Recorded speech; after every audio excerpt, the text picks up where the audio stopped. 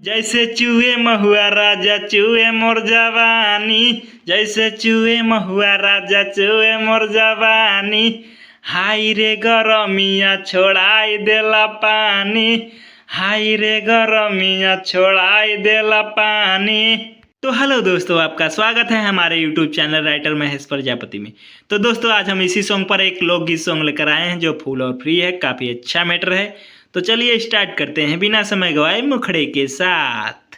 और छोड़ी घरे हमके बसा गईला लुधियाना, अरे छोड़ी घरे हमके बसा गईला लुधियाना।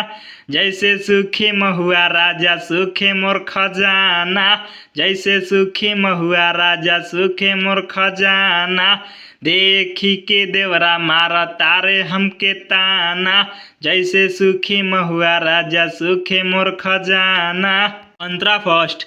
सुतला के बाद तोहरा आवेला याद हो, आवे खातिर तोहरा से करी फरियाद हो। अरे सुतला के बाद तोहरा आवेला याद हो, आवे खातिर तोहरा से करी फरियाद हो। कहिला तोहके तो करेला राजा जी बहाना, अरे कहिला तोहके तो करेला राजा जी बहाना। जैसे सूखे महुआ राजा सूखे मोर खजाना, जैसे सूखे महुआ राजा सूखे मोर खजाना। देखी के देवरा मारा तारे हमके ताना, जैसे सूखे महुआ राजा सूखे मोर खजाना। दोस्तों, लास्ट अंतरे के लिए हमसे संपर्क करें, हमारा नंबर चैनल के डिस्क्रिप्शन बॉक्स में दिया हुआ है।